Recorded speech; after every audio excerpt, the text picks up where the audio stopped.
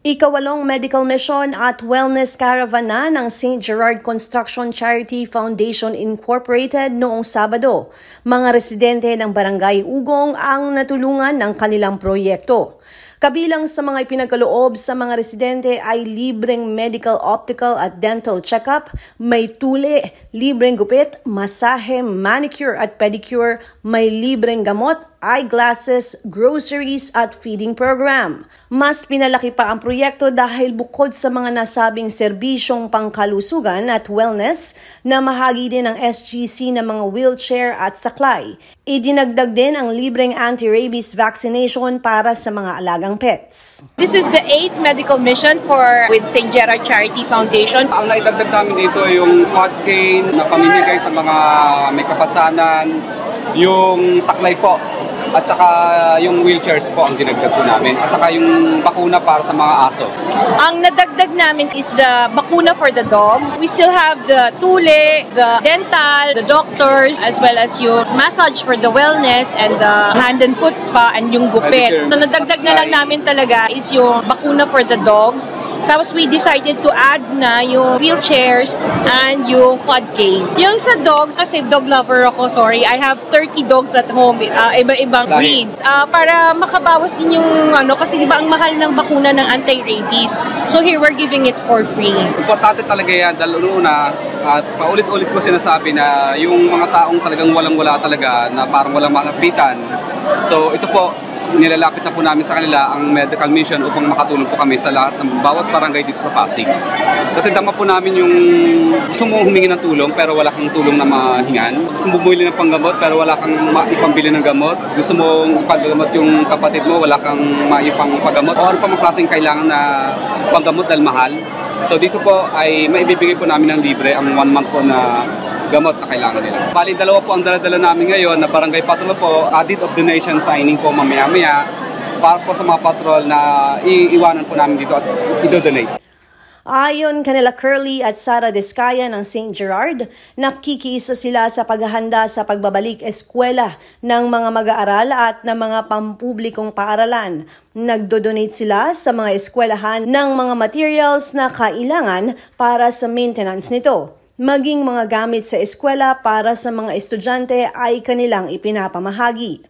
Nabatid na may mga lumapit din sa kanila na mga magulang para sa pinansyal na suporta upang makabili ng mga gamit ng kanilang anak sa darating na pasukan. Yung Brigada Eskwela and Balik Eskwela is for next week. So, yung whole schedule namin for next week is puno na siya. So, ang inaanament namin for the Brigada Eskwela, yung mga cleaning materials, paint, yan yung idodonate namin sa iba't ibang schools. Sa Monday, nasa Rizal High School kami, may mga packs kami for the teachers as well as mga students. Meron din kami na mga books or bag that are in the process of being printed para maibigay namin sa mga school. With St. Gerard Charity Foundation, nakikita ko na madaming nagsusolicit sa amin for the uniforms, which we are welcoming naman. Also, we are bringing down sa iba-ibang barangay. Sa Bagong Ilog Yakata may award ako mga payong, gamit sa school, para sa mga bata. Sa mga mommies, problema na naman yung uniform, yung sapatos, yung gamit ng mga bata. Happy shopping na lang tayo sa palengke para pangbili ng gamit sa mga bata. Sekreto na mag-asawa sa tinatamasang tagumpay ay ang kanilang patuloy na pagbabahagi ng tulong sa mga nangangailangan. Lahat ng sektor, medical at financial assistance, scholarship, medical mission at marami pang klase ng pagtulong ang nagawa at walang patid na isinasagawa ng SGC. Kailangan para maging successful ka, maging tapat ka sa negosyo mo, huwag kang manlalamang at magbigay ka. Dahil the more na nagbibigay ka, the more na bumabalik yan sa ulit na kapalit na blessing. Hindi ka mawawalan sa pagbibigay, hindi ka rin maghihirap sa pagbibigay. At katunayan, lalong pumapasok doon yung tinatawag ng law of attraction. The more na nagbibigay ka, the more na pumapasok din po ang blessing. For Saturday, sure na ako that we will be in Barangay Santa Cruz. Watch out for St. Charity Foundation sa Barangay Santa Cruz. Nandun po kami next Saturday. Salamat po kay Barangay Kapitan po na nagpatuloy po sa amin dito at nagbigay po ng pagkakataon na kami po ay makapagbaba ng medical mission dito. salamat din po sa mga lahat ng kagawad ng Barangay Ugong na tumulong at sumuporta at mag-organize po ng medical mission po na tumulong po sa amin dito. Maraming po salamat sa inyo. Kasi alam ko mahal niyo po ang inyong mga constituents, kaya gusto po ninyong tulungan. Kaya po pinayagan niyo po kami makapasok po dito sa lugar ninyo. Samantalang ipinahayag ni Miss Universe 2011 Shamsi Supsop ang kanyang pagsuporta sa mga programa ng foundation. Naniniwala ang beauty queen sa advokasya nila Curly at Sarah ang pagpapahalaga sa kalusugan. Ang SGC ay ang accredited partner ng lungsod sa Miss Universe. Tinitignan ang mas maraming collaboration ng Miss Universe at ng St. Gerard pagdating sa mga proyekto na layong makatulong sa mamamayan. Pinaalala ni Ate Sara na bukas ang kanilang opisina sa mga Pasigueño na nais lumapit sa kanila para sa tulong.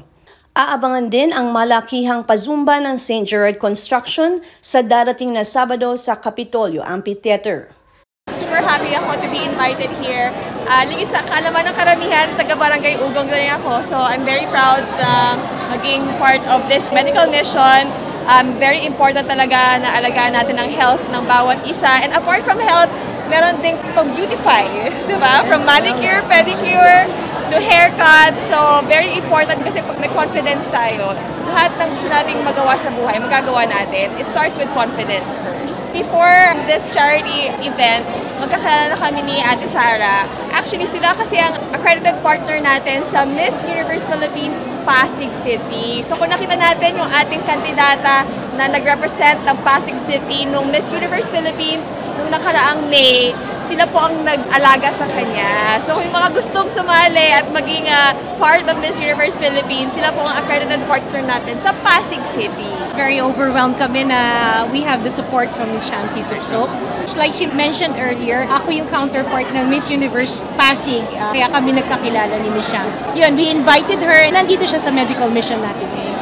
Ngayon, alam nyo na wala ng age limit, wala ng height limit, at kahit may asawa na at may anak, pwede na maging Miss Universe. So very inclusive tayo, and we believe in empowering our women, and we're proud na parang si Ate Sara at ako maging magandang ehemplo sa mga kabataang kababaihan na they can do anything that they put their minds into. And importante talaga, of course, it all starts with a healthy body, a healthy mind, before natin ma-achieve yung mga pangarap natin for ourselves. Ay, blooming ba ako ngayon? Ay, hindi. Siyempre, what keeps me yung sinasabi mong blooming is yung willing to serve yung mga tao, yung happiness na may natutulungan kayong kapwa nyo na may kailangan sa inyo. Yeah. Very, very important. Actually, I think dapat yun ang una talaga na pinagtutuunan sa bansa, yung healthcare. Kasi pag may sakit tayo, di ba, hindi tayo makapagtrabaho, hindi tayo makapag-aral. And for me, na nakaranas din na magkaroon ng isang family member na may malubhang karamdaman, ang hirap. Kasi unang-una, mahal ang gamot. Pangalawa, hindi lahat may access to mga specialista, mga doktor. At even yung mga simpleng sakit, like sakit ng ngipin, di ba, pag mga tao takot pumunta ng dentista dahil mahal magpakonsulta, magpabunot ng ngipin. So now, we are coming to the different barangays to provide help to those na hindi kaya. And it's very, very important kasi hindi ka talaga makakaisip ng matuwid pag ikaw ay may sakit o isa sa mga kapamilya mo ang may sakit. Malapit din kaming tumutulong sa iba't ibang mga agencies, iba-ibang mga charitable organizations like mga Save the Children. And we hope madadala natin si Miss Universe Philippines Pasig sa susunod na mga medical missions natin. Importante talaga, first, I will always say this, since wala nang age limit ngayon, I encourage all our young women to finish their school first. Very important yun. Education talaga is the key. Kasi I've answered this in my Q&A in Binibining Pilipinas. Nasabi ko, pwede ka magkaroon ng pera, pwede ka magkaroon ng kasikatan, pero lahat yun pwedeng mawala sa'yo. Pero yung edukasyon, walang makakanakaw nun sa'yo. And pag may edukasyon ka, kung educated ka, that's the equalizer. Kumbaga walang mahirap, walang mayaman. Kapag edukado ka, kaya mo kumuha ng trabaho, kaya mo i-ahown yung pamilya mo sa hirap. Kaya importante, aral muna. Pag nakatapos na pag-aaral, pwede na kayong mag-try na sumali ng mga beauty pageants. And ang secret talaga to being a beauty queen is confidence. Dapat maniwala ka muna sa sarili mo bago maniniwala yung iba sa kakayahan mo. Miss Universe Pasig, like Shamsi mentioned, na may mga advocacy sila sa health. So, pwede natin sila isama dito para ma-entertain yung mga tao. Meron kaming fire and rescue, so sumasali kami dun sa mga, pag may tumatawag, nagre-responde yung mga fire and rescue team namin. So, meron din kami, nagpa-purchase kami ngayon ng mga rubber boats just in case magkaroon ng another ondoy or another baha dito sa Pasig. So, meron na kaming mga precautionary measures na ginagawa din. I think magkakaroon kami na mga medical missions for the kids also. Actually, dito, meron din naman na check-ups for the kids, yun, para bago... May libreng tule, guys. Oh, yun, may libreng tule. May mga anak kayo dyan. So, yun, for the check-up, I think dito naman na gagawa naman sa mga medical missions. We're in the process, so magkaroon kami ng sampling. Alam ko, ang iaano namin is a free bag, tapos mga notebooks and yung pad paper para sa Balik Eskwela program nila. Sa mga Pasigueño, I would like to invite you lahat sa mga medical missions in St. Gerard. Also, open ang office namin to receive any of your solicitations or yung mga medical assistance tsaka financial assistance any day. Idala nyo lang yung letter nyo sa office. At ngayon, kung may mga reseta kayo, baka meron kaming available na gamot, we will give that also. Una, gusto ko magpasalamat sa St. Gerard Charity kasi ang dami nilang natutulungang mga tao dito sa Pasig. I'm very happy to be part of it. My heart was always been of service to other people, and now I get to do it with the group, and I'm very happy, and I hope to see more of the Pasigueños in the next few weeks. Kita-kita tayo, kaya abangan ninyo, nasa Facebook page naman yata ng St. Gerard yung mga schedules ng pagbisita natin, yung mga medical missions natin. Next Saturday, yes, we're inviting you to sa Kapitolyo Zumba. Sa Kapitolyo Auditorium, 3 p.m. sa Kapitolyo. This is headed by Tito Mel Feliciano, sponsored by St. Gerard Charity Foundation.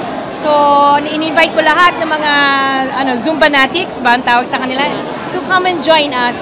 3 p.m. may pre-registration lahat. Yan. Open to all. At may mga prizes pa siya. Maliban sa medical mission at wellness caravan, isinabay na ang pagdodonate ng patrol vehicle para sa barangay. Maaalala na 4 na barangay na ang nabigyan ng mga sasakyan bilang tulong sa trabaho ng barangay. Lubos ang pasasalamat ng mga taga-ugong sa nag-uumapaw na tulong na hatid ng foundation sa kanila. Malaking tulong ito sa amin, lalo na sa amin sa rescue, dahil mapupuntahan namin yung mga maliliit na eskinita. Kasi kung ambulansya ang gagamitin namin, medyo malaki, no? So tama-tama ito. Actually, binabalak talaga namin mag-purchase ng ganyan, pero yun nga, tama-tama nga at merong ganyan Kaya kami, nagpapasalamat kami ng mabuti dahil sa mga binigay na sasakyan ito. Yung isa gagamitin ng tarang sa security namin. So gagamitin namin yan dito sa Ugo. Maganda naman, no? So lahat ng tao, nabigyan ng mga serbisyo, lahat pati pag-massage, lahat. So maraming mga taga-ugong na pupunta rito at nag-avail ng mga serbisyo. Misahe ko lang isa, pag mga ganitong mga tulong, i-avail natin kasi benepisyo ito. At sabihin, tulong-tulong sa atin ito. So nagpapasalamat kami at sana yung mga taga-ugong i-avail yung mga serbisyo na binigay nila. Malagay ko marami tungkol sa mga medical equipment yata, mga wheelchair, I think. Hindi ko kasi hawak yung health kaya hindi ko masyadong alam. Pero ang alam ko, meron mga ganun. Sana yung mga makatanggap pa kami ng maraming tulong, hindi lang sa St. Gerard, kundi sa mga iba pang organisasyon para yung aming mga constituent dito sa Ugong, mabigyan talaga ng serbisyong mabuti. Maraming salamat po at napili ang aming school sa paglunsad ng medical mission na kung saan napakalaking tulong ito sa aming mga mag-aaral, sa mga magulang at sa mga guro. Lalong-lalo na sa mga taon nakatira dito sa Barangay Ugong. Thank you very much po Kuya Curly and Ate sa pagbigay nyo ng mga medical mission na to. Napakabait nyo, malaking tulong po ito sa mga kabarangay namin, sa mga tao dito sa F. Legazpi. Umaasa kami na patuloy ninyong bigyan ng priority ang mga tao ng Pasig, lalo na ng mga tao nangangailangan. Nasabi sa akin ang kumpare ko na merong medical mission gaganapin ngayon, 20. Kaya nagtiyaga ako pumunta para meron naman ako makuha tulong kay Ate Sara at Kuya Carly. Ayos na po itong medical mission na ito. Malaking tulong po ito sa amin, lalo naman sa mga gamot, pang-maintenance namin, at sa konting nakuha naming regalo para sa araw na ito. Check up at pati sa gamot at nagbabasakali sana akong magkaroon ng sponsor para magkaroon ng pustiso sa ngipin ko. Kaya di ko malaman kung saan ako lalapit, kung kay Ate Sara o kay Kuya Carly, na magkaroon ng sponsor sa akin para magkaroon ng libreng postiso. Salamat Ate Sara at Kuya Carly. Ganda dahil yung mga problema sa katawan, sa salamin, sa optical at saka massage. Okay. At least nakatulong siya sa mga may mga problema. Nagpaano lang, pagupit, manicure, pedicure. Ito, kumuha ako ng tungkod ng aking asawa. Okay naman po. Wala naman kami problema rito sa baryo ng Ugo kasi kung may mga ganitong sistema, antimano, nalalaman namin tapos kukuha namin yung mga bagay na aming pangangailangan. Nagpapasalamat po ako, lalo na po dito sa kay Mama Sara at saka sa mister niya. Napag-alaman na inaantabayan na ng mga Pasigueño mula sa iba pang barangay ang paglulunsad ng programa nila Curly at Sara sa kanilang lugar. Ako si Luan Peñano para sa latest ng iNews Pasig.